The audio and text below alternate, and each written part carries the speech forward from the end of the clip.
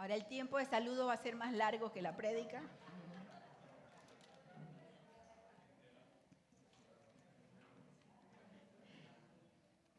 Queremos saludar y dar la bienvenida a los pastores Cepeda Guzmán, los padres de nuestra queridísima Scarlett, que están acá visitando a Scarlett. Qué bueno, qué bendición. A ella le hace muchísima falta. Y nosotros tratamos de estar ahí, pero nunca es lo mismo que mamá y papá. Pero agradecidos con el Señor por su visita. En este día, en la mayoría o prácticamente todo el mundo que aún se considera cristiano, se está celebrando el inicio de lo que se llama la Semana Santa, la Semana Mayor. En muchos lugares se ha convertido en un periodo de tiempo, un espacio que se aprovecha para vacacionar. Y hay muchos lugares donde la gente vacaciona, en serio, se toma toda la semana de lunes a domingo para pasear. Y sin embargo también hay muchos lugares donde se mantienen tradiciones que conmemoran aquella última semana de Jesús en la tierra. Y por supuesto nosotros entendemos que esa semana de Jesús, esa última semana de Jesús, es fundamental en nuestras vidas porque es la semana en la que se cumple el sacrificio de Cristo, su muerte en la cruz del Calvario y su resurrección de los muertos. Y porque Él vive, nosotros estamos aquí. Porque no se quedó en la cruz, no se quedó en la tumba, sino que al tercer día resucitó con el poder de Dios, se levantó de los muertos y ascendió a la diestra del Padre, donde intercede por nosotros y desde donde algún día regresará por su iglesia y para establecer juicio sobre este mundo. Y en esta ocasión hemos visto varias veces, varias predicaciones a lo largo de los años. Con esta entrada se le conoce en los comentarios bíblicos o en el pie de página de su Biblia como la entrada triunfal a Jerusalén de Jesús. Y vamos a ir a cómo lo narra el Evangelio de Lucas en el capítulo 19. Y no nos vamos a quedar en el detalle del relato de cómo se da la entrada, sino en el momento después. Pero sí vamos a ir comienza mi lucha con el aparatito. Saludamos a las personas que están conectadas, que nos ven desde diferentes ciudades, desde Panamá y otros lugares del mundo. Y el contexto de lo que vamos a ver ahora está en Lucas 19. Básicamente, no todo el capítulo, pero sí a partir del versículo 28, cuando la Escritura nos narra que se dieron algunas cosas. Hoy tenía Scarlett aquí sí que necesitaba dibujos para niños, para todos nosotros. ¿Qué se marca cuando se habla de la entrada a Jerusalén en el contexto? Dice que, habiendo dicho esto, yo estoy leyendo en Lucas 19, 28, Jesús iba adelante subiendo hacia Jerusalén. Cuando se acercó a Betfagé y a Betania, cerca del monte que se llama de los Olivos, envió a 2 de los discípulos, diciéndoles: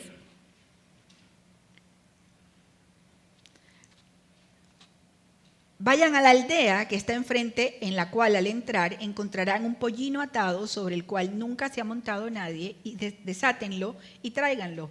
Y si alguien les pregunta por qué lo desatan de esta manera hablarán, porque el Señor lo necesita. Esa porción es maravillosa. Verso 32 dice: porque entonces los enviados fueron y lo encontraron como Él les había dicho. Mientras desataban el pollino, sus dueños le dijeron: ¿por qué desatan el pollino? Les respondieron: porque el Señor lo necesita.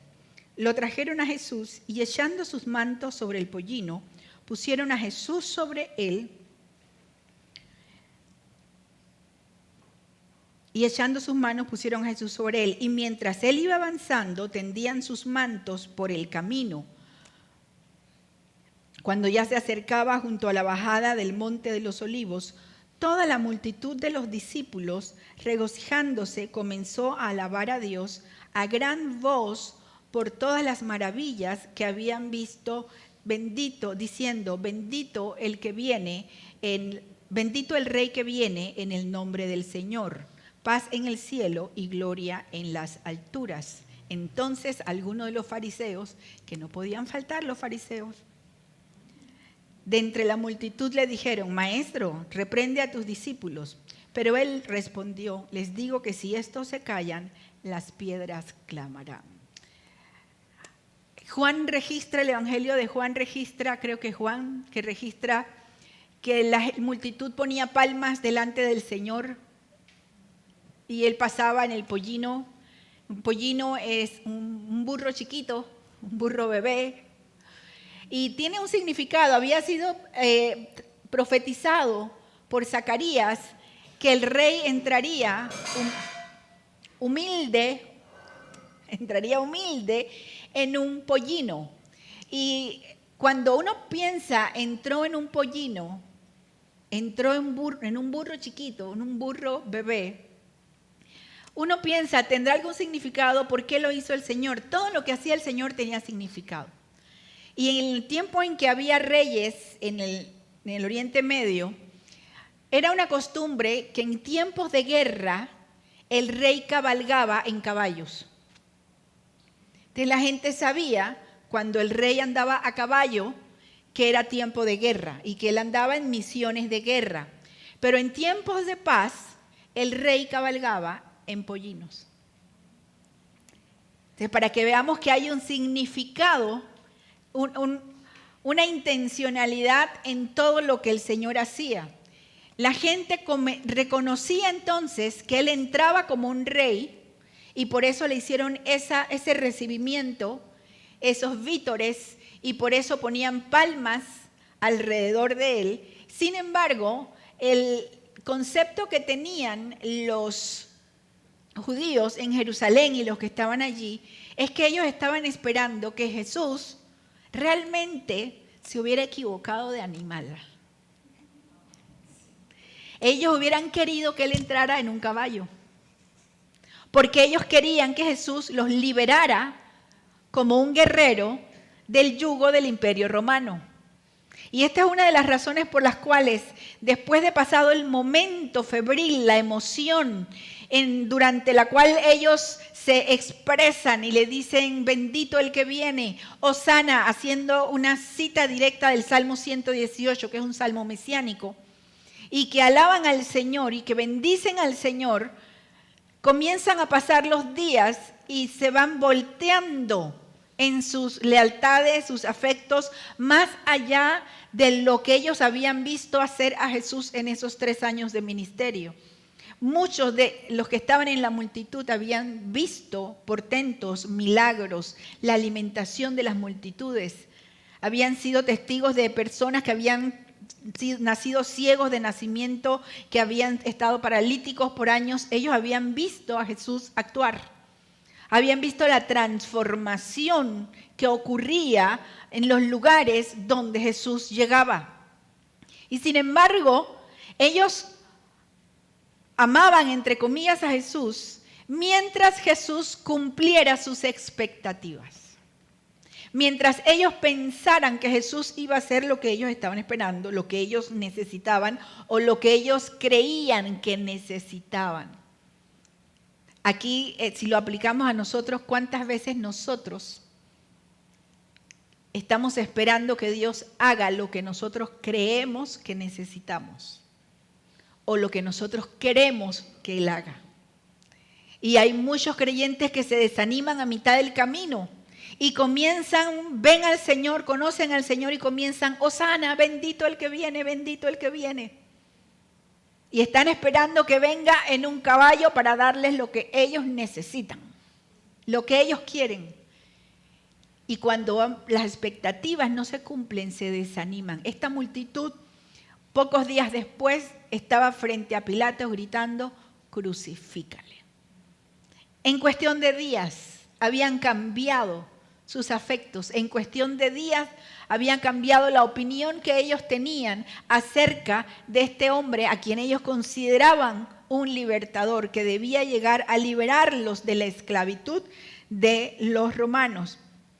Ahora, ese es el contexto, eso es lo que estaba pasando cuando nosotros llegamos al verso 41. El Señor había entrado, y luego cuando llegamos al verso 41, dice que el Señor se acercó al ver la ciudad y lloró sobre ella. Nosotros encontramos en varios momentos de la Escritura a Jesús llorando. De hecho, si usted tiene dificultad para memorizar la Biblia, memorice Juan 11:35. Este va a ser un hito en su vida cristiana. El texto más corto de la Biblia, Jesús lloró. Ya, si usted no puede memorizar Jesús lloró, llore.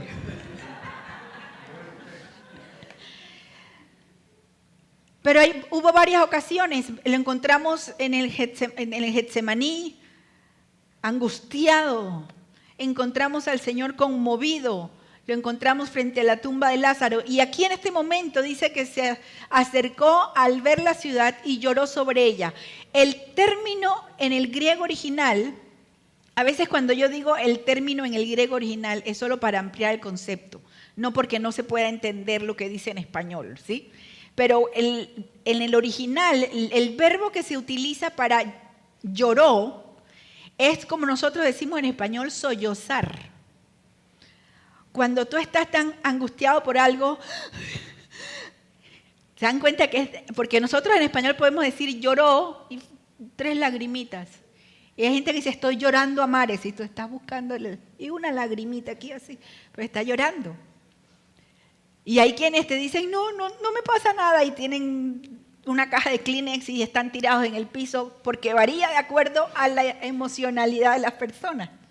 Pero el contexto en que se habla de Jesús en este particular texto, habla de Él como sollozando y haciéndolo en voz alta. Entonces uno se pregunta, ¿qué movió a Jesús de esta manera tan poderosa emocionalmente? Para que al ver la ciudad, esa ciudad a la cual él acababa de entrar, había sido aclamado por la gente, había sido aclamado como rey, como libertador, y sin embargo él va y él mira la ciudad y llora con un gran lamento, diciendo, si tú también hubieras sabido en este día lo que conduce a la paz, pero ahora está oculto a tus ojos, porque sobre ti vendrán días cuando tus enemigos echarán terraplén delante de ti, te sitiarán y te acosarán por todas partes, te derribarán a tierra y a tus hijos dentro de ti, y no dejarán en ti piedra sobre piedra, porque no conociste el tiempo de tu visitación. Aquí el Señor está hablando como profeta. Él está hablando de lo que venía después de no muchos años. Si nosotros ubicamos más o menos en el año 33, con algunas variaciones después de Cristo, este momento, pasaron prácticamente, ¿cuántos años hay de 33 a 70? De 33 a 70.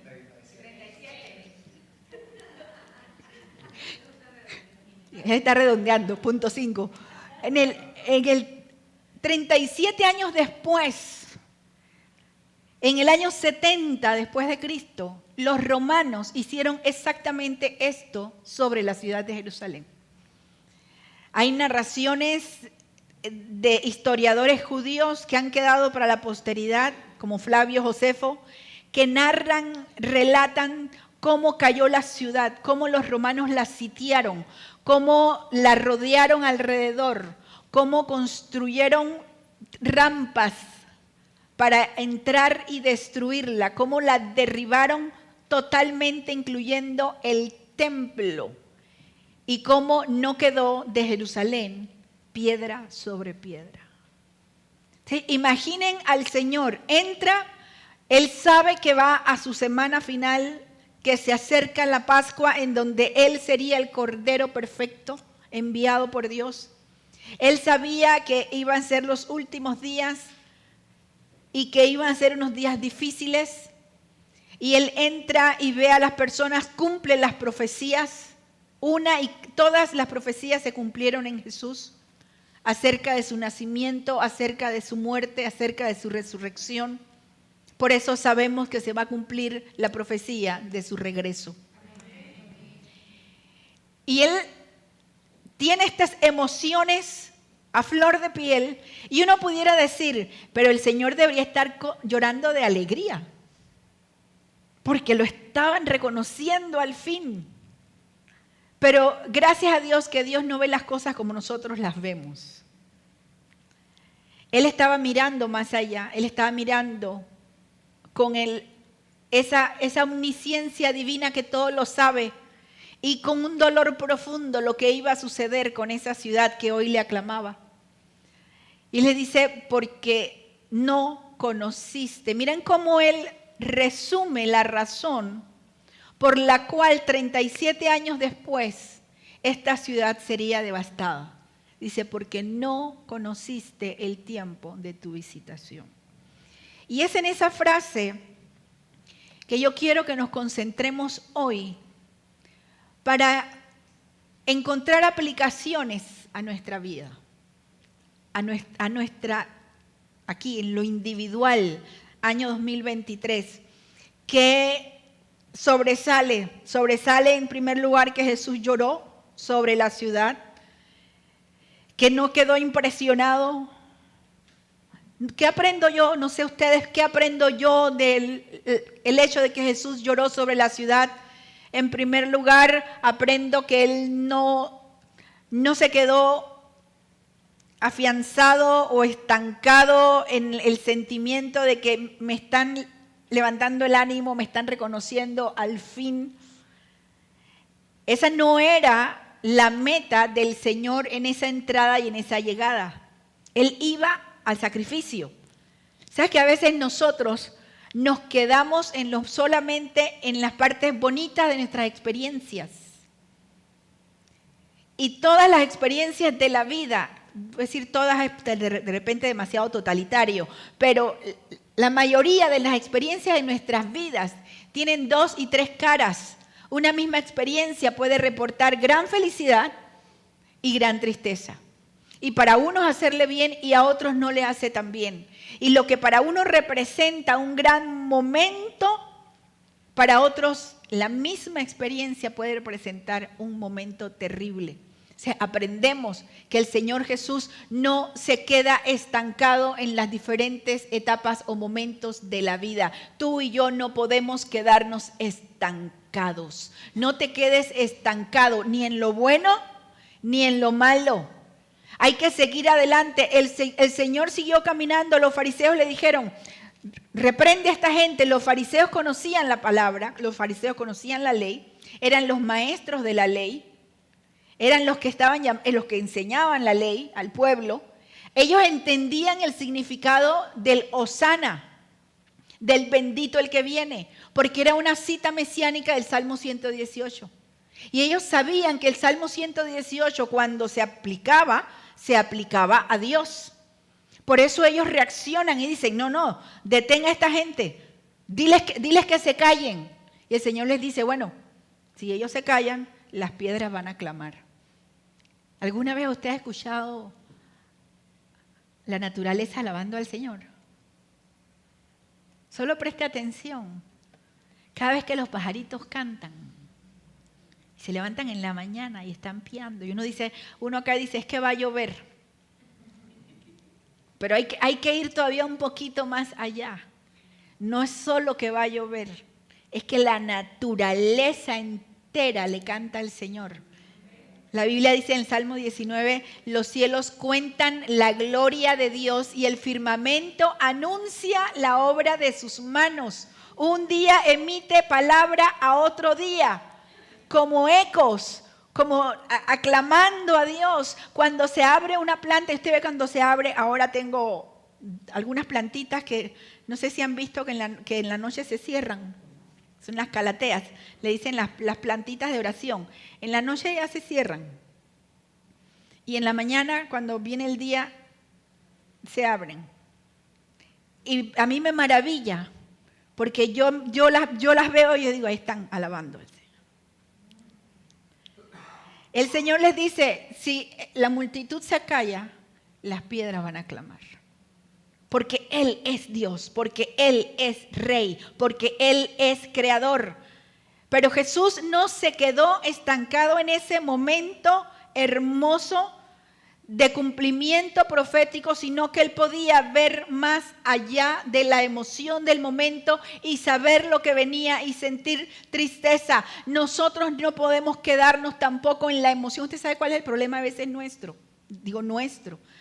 Estamos contentos con que somos salvos, con que el Señor nos ama, el Señor nos salvó, el Señor nos bendice. Pero muchas veces olvidamos levantar la mirada y ver la ciudad. Ver la ciudad, que es ver a la gente que nos rodea, que no conoce al Señor. Y estamos viviendo tiempos peligrosos, tiempos complicados, tiempos donde la violencia aumenta de una manera incontrolable. Tiempos en que nuestros hijos, los que tienen niños pequeños, niños adolescentes, están recibiendo la marea de lo inmoral como algo indetenible. Estamos viendo que los países en guerra y se amenazan de guerra, viendo enfermedades. Y nosotros debemos aprender del Señor a llorar por nuestras ciudades. No solamente a quedarnos con el Señor, gracias por lo que me has dado. Ni tampoco con el Señor, dame más, porque de esto no tengo. Si es que el Señor me ha dado esto y esto, pero ahora le estoy pidiendo. ¿Y la pausa? ¿Dónde hay una pausa? Ahora necesito, ahora quiero que Dios haga. Y Dios te ha bendecido, sí me está bendiciendo, pero hay que tomar el tiempo para llorar sobre la ciudad. Y nosotros en esta iglesia tenemos muchas ciudades por las cuales orar. Aquí tenemos colombianos, venezolanos, nicaragüenses, salvadoreños, guatemaltecos, franceses, hondureños, por supuesto, los catrachos. Estamos aquí en una gran cantidad de personas que representan ciudades. Tenemos de la República de Chiriquí, tenemos que representan a todas las ciudades y sin embargo nosotros debemos pedirle al Señor, Señor, dame tu corazón, dame un corazón que se duela, dame un corazón que llore. Porque nosotros no vemos, Jesús sabía lo que iban a pasar 37 años. Dice Wendy que ella llora siempre. 37 años faltaban. Y nosotros decimos, yo no puedo ver lo que va a pasar en 37 años. Señores, no tenemos que saber lo que va a pasar en 37 años. Estamos viviendo lo que está pasando hoy. Y debemos decirle, Señor, que no solamente me alegre por mis circunstancias, o me entristezca por mi circunstancia, que no sea yo el centro de mi mundo, que yo pueda aprender de ti, que en medio de un momento como ese, tú miraste la ciudad y lloraste con gran dolor por la ciudad. Segundo lugar, ¿qué encontramos en este texto? ¿La puedes pasar? ¿Por qué? Y yo le comienzo, va a quedar, gracias. Si tú hubieras sabido en este día lo que conduce a la paz. En la oración del Señor, Él comienza orando, cuando está llorando, si tú. Utiliza la frase condicional, si tú hubieras sabido. Lo que ellos no entendían, lo que ellos no entendieron, es que en la venida de Jesús, ese día, no era un día que debía conducir a guerra, a soldados, a triunfo sobre los romanos, a una liberación sobre los romanos. No era un día que incluía una pelea para que ellos tuvieran una paz social o política. Otra vez, la diferencia entre lo que Dios sabe que necesitamos y lo que nosotros creemos que necesitamos. Ellos no entendían, no llegaron a entender que la paz que Jesús estaba ofreciendo no tenía que ver con lo político y lo social. Tenía que ver con tener paz con Dios. Nadie puede ser feliz si no tiene paz con Dios. Y nadie puede habitar en su entorno con tranquilidad si no está en paz con Dios. Y la paz de Dios solamente Dios la puede dar. Y la paz con Dios solamente Jesús la podía establecer por medio de su muerte en la cruz del Calvario, por medio de su sacrificio. Dice que Él rompió las paredes, que se rompió el velo, se restableció la posibilidad de comunicarse con Dios y de entrar confiadamente al trono de la gracia. ¿Por qué? Porque Jesús vino a hacer ese sacrificio perfecto, pero ellos no entendían. Ellos pensaban que su liberación política, económica y social era la respuesta para ellos tener paz, para ellos sentirse bien. ¿Cuántas veces nosotros pensamos y hasta tenemos listas? Si yo tuviera tal cosa, si yo tuviera tal cosa. Y vamos marcando y hacemos, si yo tuviera. Y tenemos nuestras metas. Y si yo tuviera. Una de las cosas más interesantes es cuando ejercía la clínica psicológica, tenía mi consultorio. Tuve muchos pacientes en parejas o no parejas, pero que tenían problemas de codependencia emocional. Y una codependencia entre la pareja, pero de esas que son tremendas, ¿no? De esa de rómpeme, mátame, pero no me olvides. Los que eran de mi tiempo, no eran unos hermanitos los que la cantaban, pero yo siempre utilizo esa canción porque cuando uno la oye, uno dice qué románticas las canciones, ¿verdad? Pero esta gente cantaba, rómpeme, mátame, pero no me ignores. ¿Qué lo? Y con un sentimiento que lo cantaban. Y muchas de estas parejas, cuando llegaban al punto de lo más patológico en la dependencia, tú les preguntabas, ¿qué crees que puedes hacer? ¿Qué tiene que pasar para que tú estés bien, para que tengas paz? El 99% de las personas me respondían que se muera.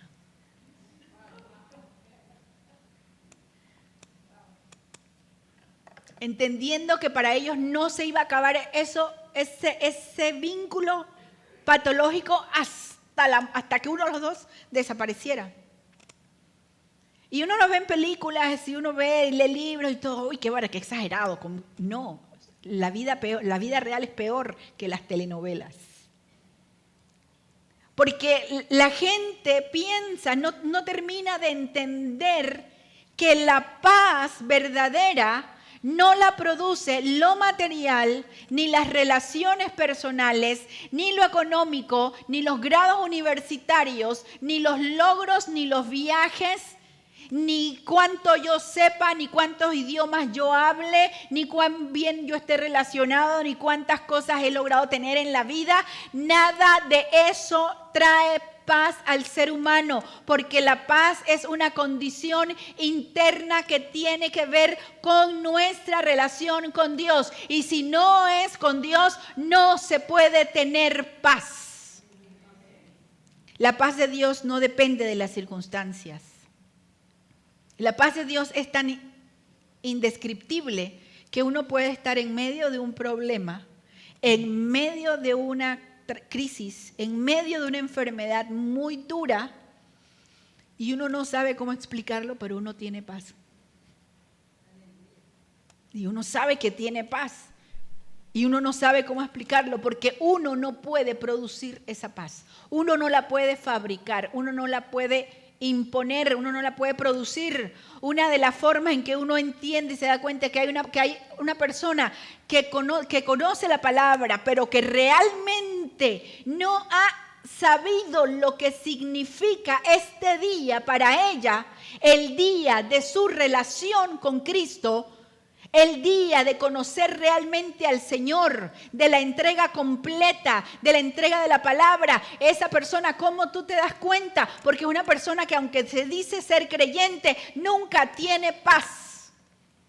Entonces, cuando tienes un creyente que nunca tiene paz, que siempre está en angustia, que no sabe qué hacer, que es que la vida me supera, es que no tengo esto, es que no sé qué, es que me hicieron, me abandonaron, me dijeron, ay, es que no he podido dormir porque tal cosa, y siempre esa angustia, y tú estás esperando cuando viene el aleluya, y nunca llega el aleluya, porque no hay paz. Entonces uno tiene que replantearse, y a veces tenemos que entender que nos tocará evangelizar a los creyentes, a los que se dicen creyentes, porque yo puedo conocer esto de memoria, pero si no hay una relación con el Dios de la paz, será eso, letra en mi cabeza.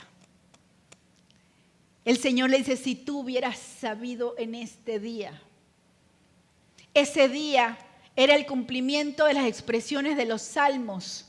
El salmo que dice, este es el día que hizo el Señor. Fíjense que utiliza el artículo muy determinado. Este es el día que hizo el Señor. A veces nosotros repetimos y cantamos. Usted sabe que usted debe poder decir, este es el día. Si yo te pregunto, ¿cuándo fue este es el día? El día que te entregaste al Señor.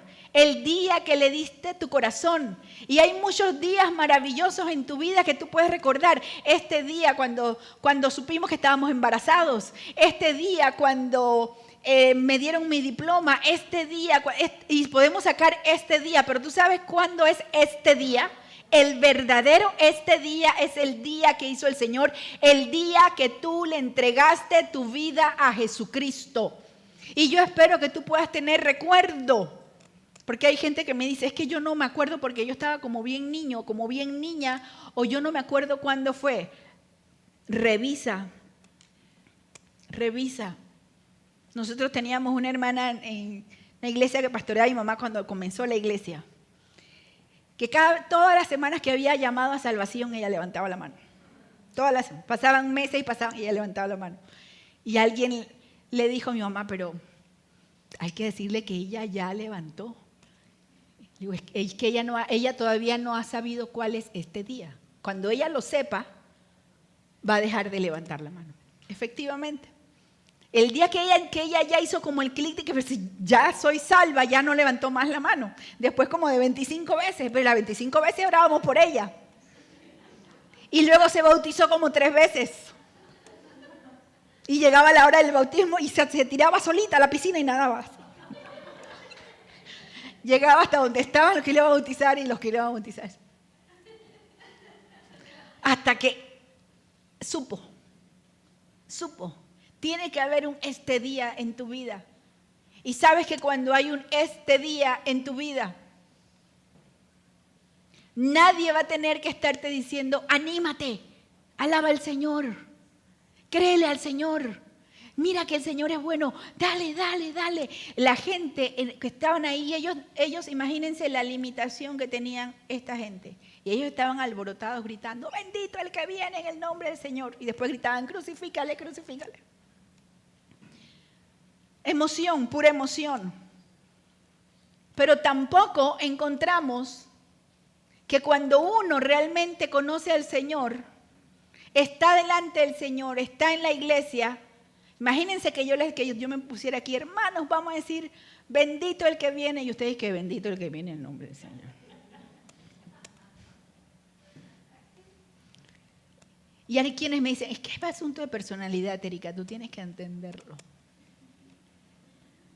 No estoy diciendo que grites innecesariamente, lo que estoy diciendo es que en tu corazón palpite porque tú entiendes que este es el día que hizo el Señor, el día que el Señor te salvó, el día que el Señor te llenó de paz y cambió las circunstancias eternas de tu vida, porque ahora tú tienes paz con Dios y tienes la paz de Dios.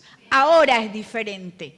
Y el Señor le dice, hablando Él, como si hablara con la ciudad, le dice, si tú hubieras sabido en este día lo que conduce a la paz. Ellos querían que la paz se ganara con espadas. No entendían que la paz se iba a ganar en la cruz. No entendían lo que era ese día. El Señor está diciendo, pero ahora está oculto a tus ojos. Aquí yo puse puntos suspensivos, pero no a los nuestros. A ellos, en ese momento en particular, a la ciudad entera estaba oculto lo que venía en el futuro, después de esos 37 años, y estaba oculto lo que iba a significar la salvación y la muerte de Jesús para aquellos que no creyeran. Hubo muchos que creyeron. Recuerden que a veces la gente piensa, hace como una asociación bien extraña y dicen, no, es que Jesús lo mataron en Jerusalén, entonces nadie en Jerusalén fue salvo. La iglesia nació en Jerusalén y nació entre los judíos, ¿sí? Hubo mucha gente que creyó en Jesús y de hecho de allí nace la iglesia. Pero la gran mayoría del pueblo no creyó. No creyó en el Mesías. Y como no creyeron, no entendieron. Y a sus ojos quedó cerrado con un velo el entendimiento de lo que significaba la venida de Jesús, la entrada de Jesús a nuestras vidas. Y Él les dice, pero ahora está oculto a tus ojos. Y aquí yo hago el paréntesis, pero no a los nuestros. Tú y yo tenemos esto completo. Tenemos la revelación de Dios. Tenemos desde Génesis a Apocalipsis. El Señor ya ha dicho lo que va a acontecer. El Señor ha dado promesas para tu vida, para tu familia. El Señor ha hecho llamados para que le sirvamos, para que prediquemos el Evangelio. El Señor te ha dicho, no temas porque yo estoy contigo todos los días hasta el fin del mundo. El Señor te ha dicho, en el mundo tendrás aflicción, pero confía porque yo he vencido al mundo. Estaba oculto a los ojos de ellos, pero no está oculto a nuestros ojos. Por eso es que nosotros no podemos vivir como si no entendiéramos a Dios. Y hay muchos, bueno, yo a veces o conversando sobre todo conversando con Guillermo, le digo, no entiendo por qué Dios dijo tal cosa o por qué pasó tal cosa. Y él me da una explicación y yo todavía me quedo con la pregunta. Entonces, que no entiendo. No es que uno entienda todo el texto y que uno sepa todo pero uno ahora, ellos estaba oculto. Ni siquiera había muerto todavía el Señor. Pero Jesús dijo, yo me voy a ir, pero mi Padre mandará otro consolador, el Espíritu Santo, quien les enseñará, les guiará a toda verdad. Nosotros no estamos solos ni vivimos en la oscuridad de lo espiritual, ni en la oscuridad de lo emocional, ni en la oscuridad de lo social o lo político. Tenemos que levantarnos. Me gustaba mucho en la oración que hacías hace un momento, Erika, que decías, Señor, levántate y resplandece. Levántate, Señor. Sean esparcidos tus enemigos, dice el texto bíblico. Pero hay un texto en el profeta Isaías que dice, levántate y resplandece. Está hablándole al pueblo, levántate y resplandece. Jesús dijo, ustedes son la luz del mundo. Iglesia, levántate y resplandece. No vivamos como que nosotros somos uno más del mundo del mundo que no conoce a Dios, que vive sin Dios, que vivimos para trabajar y para comer y para tener cosas bonitas y para pasarla nice, cute, y que la vida es maravillosa y que Dios me dé lo que yo quiero y que si Dios me llega a dar esto y me llega a dar esto. Esa no es la vida del creyente. El creyente no está ciego ante quién es Dios y el propósito de Dios y las bondades de Dios. Y Dios no quiere que seas enfermo, enferma. Dios no quiere que tengas una adicción. Dios no quiere que seas dependiente o codependiente. Dios no quiere que vivas en trifulca. Dios no quiere que vivamos en pecado y en inmoralidad. Dios no quiere que nosotros vivamos endeudados hasta acá. A Dios le interesan todas las áreas de nuestras vidas. Todo, porque ahora a ellos estaba oculto a sus ojos, pero no está oculta a nuestros ojos la gran bendición de que bendito el que vino en el nombre del Señor. No está oculto a nuestros ojos. No sigamos viviendo como que no estoy en el mundo, pero bueno, más o menos, porque tú sabes que uno tiene que vivir. No. Estamos viviendo una época que en parte lo que le dice el Señor cuando dice, vienen delante de ti días duros. Nosotros estamos viviendo esos días duros y vienen por delante días duros. Yo quiero siempre a la luz de la palabra recordarles algo. La palabra de Dios es maravillosa para levantarnos el ánimo. La palabra de Dios es maravillosa en cuanto a promesas. Pero hay que entender la palabra de Dios de manera integral. La Biblia profetiza que en los últimos tiempos todo va a ser más difícil. Y vendrán señales de pruebas, de angustia, de terremotos, de plagas, de pestilencia, de hambres, de persecución contra los cristianos que están ocurriendo en muchos países del mundo. Todavía no ha llegado aquí, pero llegará. Entonces hay toda una generación de creyentes que se está levantando con la idea de que nosotros somos los reyesitos del mundo, estamos para dominar y para tener dinero porque somos la iglesia y Dios nos va a dar y Dios me va a dar un reloj de $5,000 y porque Dios sabe que yo soy la sierva del Señor.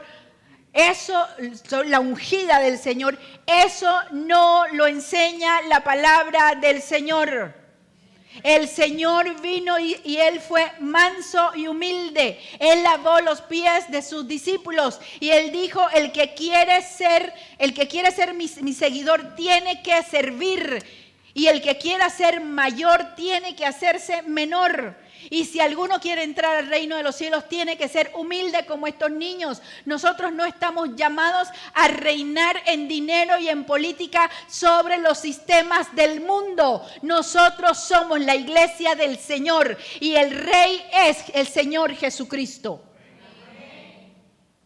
Y hay una desviación de corrientes y de doctrinas. Y claro, es que nos gusta lo que suene bonito.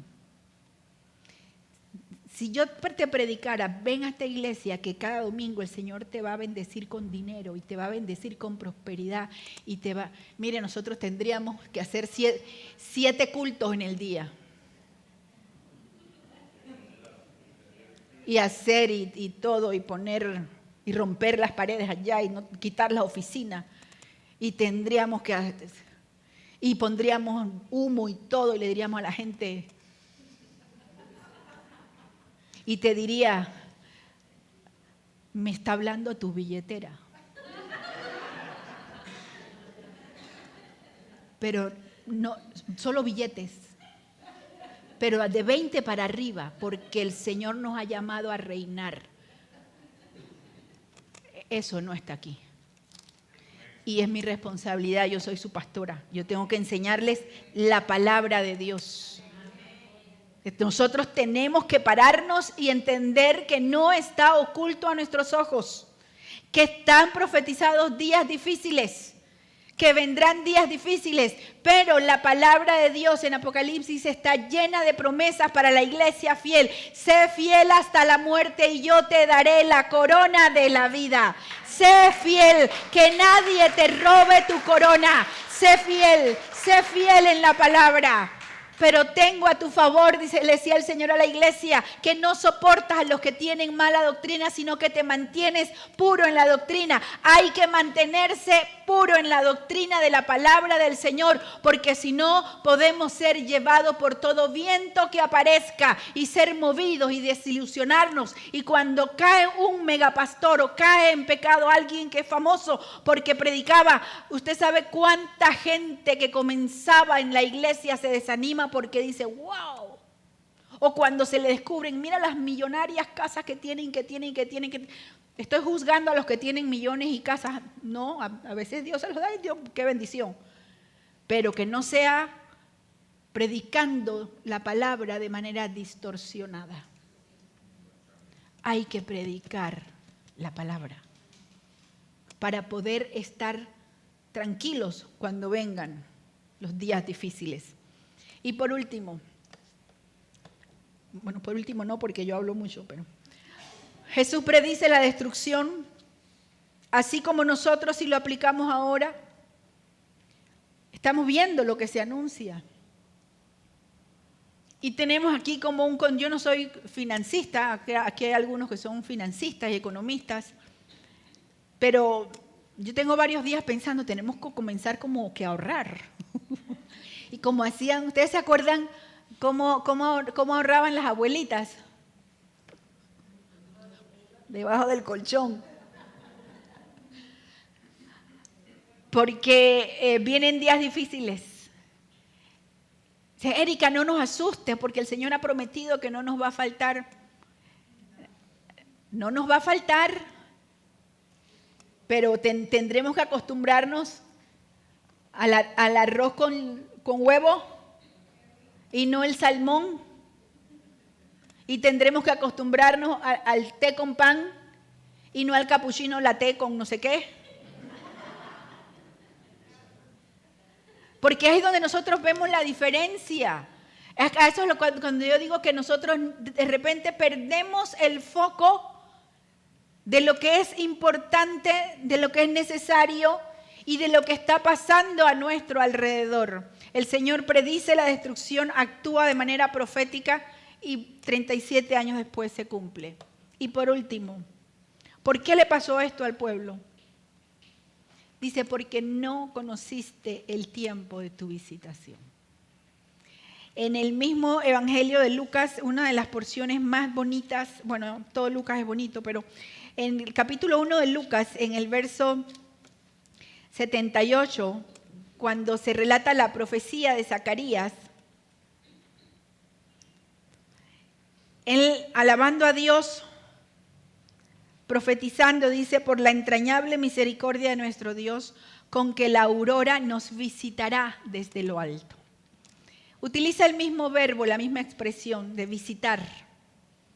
Cuando se anuncia el nacimiento de Jesús, la aurora, quiere decir el cielo, el Señor, Dios nos visitará desde lo alto.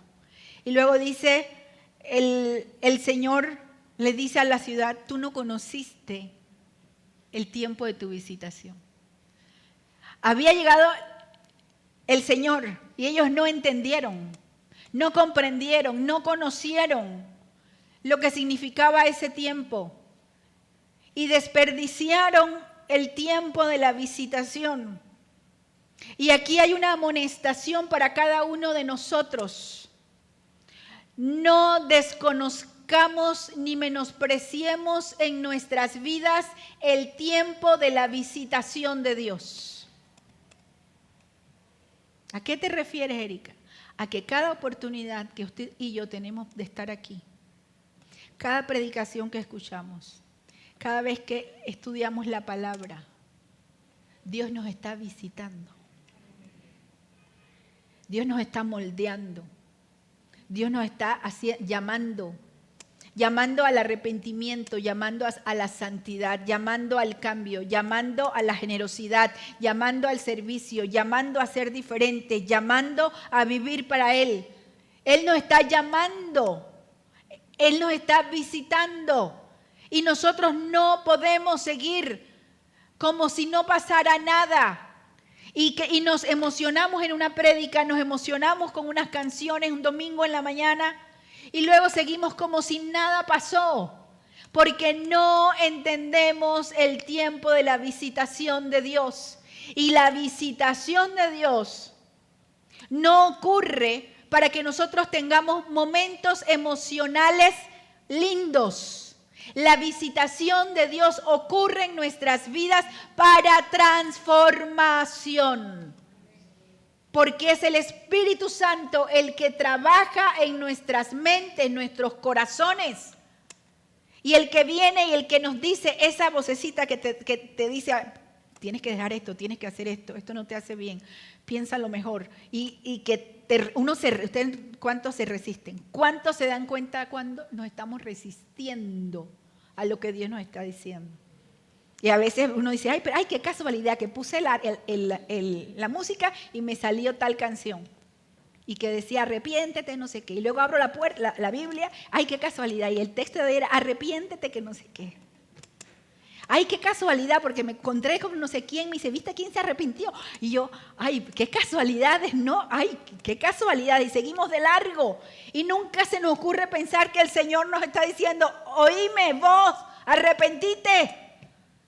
Arrepiéntete, levántate, endereza tu camino, mira por dónde vas, comprométete con el Señor. No le tengas miedo a la pobreza, a la dificultad económica. No pienses que tienes que ser esclavo de una persona para poder ser tú. No pienses que tienes que ser esclavo de un trabajo para poder comer. No pienses que tienes que ser esclavo de un sistema político para que no te voten. No, que sea el Señor el centro de tu vida y todo lo demás vendrá por añadidura. No nos quedemos buscando la añadidura. El Señor se va a encargar. ¿Cómo reflexionamos? Yo te invito a reflexionar. A reflexionar. Porque esta reflexión, este momento de reflexión, es tremendamente individual. Ese pensar de qué bonito haber gritado, bendito el que viene, hosana, bendito el que viene, qué momento, qué semana, haber estado ahí. Estamos llorando por la ciudad. Somos conscientes de que vivimos tiempos difíciles. Somos conscientes de que no está oculto a nosotros el consejo de Dios, la voluntad de Dios. Somos conscientes de que cada vez que nosotros estamos en la casa de Dios o estamos frente al texto bíblico, es tiempo de visitación de Dios para transformarnos. La reflexión es, no nos conformemos con lo que ya hemos alcanzado. Pablo decía, no que yo lo haya alcanzado ya. Pablo, que escribió 13 de las cartas del Nuevo Testamento. No que lo haya alcanzado ya, dice, pero dejando lo que está atrás, prosigo hacia adelante, hacia la meta. Que sea tu reflexión en esta hora. Que es tiempo de visitación divina para transformación individual, familiar, congregacional. Y si lloramos por la ciudad, pueda que Dios también traiga refrigerio a nuestra tierra. Cierra tus ojos. Espíritu, tu sangre, tu amor misericordia y tu bondad. Es por tu espíritu, tu sangre, tu amor. Por tu misericordia y tu bondad. Haz de mí lo que tengas que hacer. Barro en tus manos, yo quiero ser. Abro a ti mi corazón. Abro a ti mi corazón. Opera Jesús. Opera Jesús con tu espíritu. Cántalo conmigo. Es por tu espíritu, es por tu espíritu, tu sangre, tu amor, tu amor. Por tu misericordia y tu bondad. Por tu espíritu, tu sangre, tu amor. Por tu misericordia y tu bondad. Haz de mí lo que tengas que hacer. Barro en tus manos, oh yo quiero ser. Abro a ti mi corazón. Opera Jesús con tu espíritu. Vamos a tomar un momento para repartir la Santa Cena.